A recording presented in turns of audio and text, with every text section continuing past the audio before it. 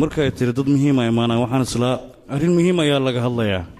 khaaciya la dhahaa meeshaan waa lisugu imaada kuudhe dadkanna waxaan u balami in lisugu imaado la wada hadlo khilaafaadka dhexdiina yaallo in aad baabi'isiin adiga haddii aad cadow yeelatid dhib ma laha annagabo sannadihii hore la soo dhaafi mucaarad waa laheen marka haddii aad mucaarad yeelatid jagada ayaad ka degaysaa middaada kale adiga hadda waxaad leedahay awood annaga garabna sii si aan markaa awood ku yeelanno garab aan kugu siinno maamul iyo dad hoggaamin middaas ayaa la dhahaa shacabkana sidaas ayay kugu raacayaan adigana middaas ayaa ku wanaagsan dad madaxoo akhyaar heshiis hore waa loo soo galay balse adinka kiina waxaan ku tilmaami karaa mid waxooshnimaaha runtii wax walbo annagaa samayn adiga waxaad ku tilmaamtay khalad inay yihiin balse waxaadan ogeen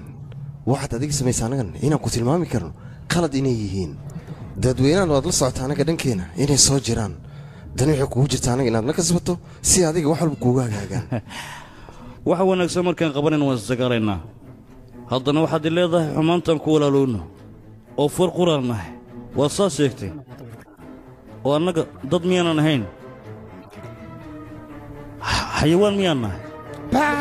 ma anagaad xayawaan nagu tilmaamaysaa day annaga waxaanu kuu doorannay inaad adigu garabna siiso war annaga waan isxignaa waa inaan dheregnaa shicibka ha bahdaan hadday doonaan baay ha la la'daano annaga laakiin waa inaan dheregnaa walaalow adiga arrinta sidaad moodid ma aha ha gaarsiinin meel sare ninka markuu madax yahay wax walba waa u furiyey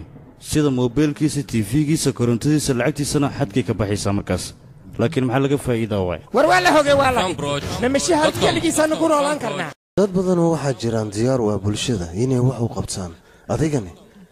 cadaadis fara badan ayaadna soo saartay haddii aan dhihi lahayn